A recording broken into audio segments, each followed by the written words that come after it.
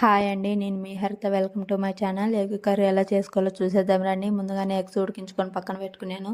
ఒక కప్లో కడ్డు వేసుకొని మంచిగా కలిపెట్టుకున్నాను ఉంటలు లేకుండా. ఒక కప్లో జీడిపప్పు నానబెట్టి పక్కన పెట్టుకున్నాను. మిక్సీ జార్లోకి 2 టమాటాస్ వేసుకొని మెత్తగా పేస్ట్ వేసుకొని పక్కన పెట్టుకున్నాను.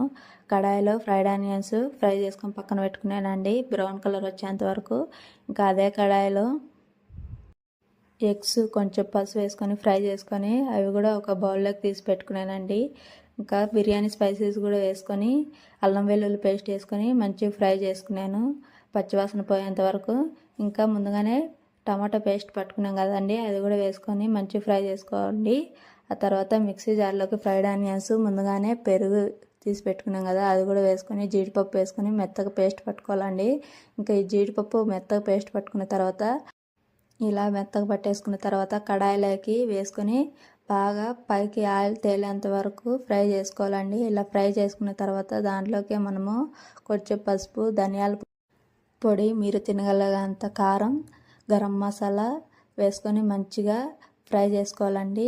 రుచికి సరిపడే ఉప్పు కూడా వేసుకొని మంచిగా ఫ్రై చేసుకోవాలి. ఆయిల్ అంతా పైకి తేలిన తర్వాత మీకు ఎన్ని వాటర్ కావాలో అన్ని పోసుకొని ఒక పొంగు వచ్చిన తర్వాత మనం ముందుగానే ఉడికించి పెట్టుకున్న ఎగ్స్ కూడా వేసుకొని మంచిగా ఫ్రై చేసుకోవాలి.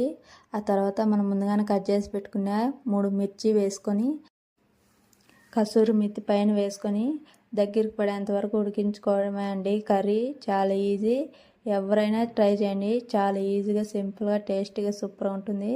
ఎలా వచ్చిందో ట్రై చేసి కామెంట్ బాక్స్లో కామెంట్ చేయండి. నా వీడియోస్ నచ్చినట్టయితే లైక్ చేసి, షేర్ చేసి, సబ్స్క్రైబ్ చేసుకోండి. Thanks for watching.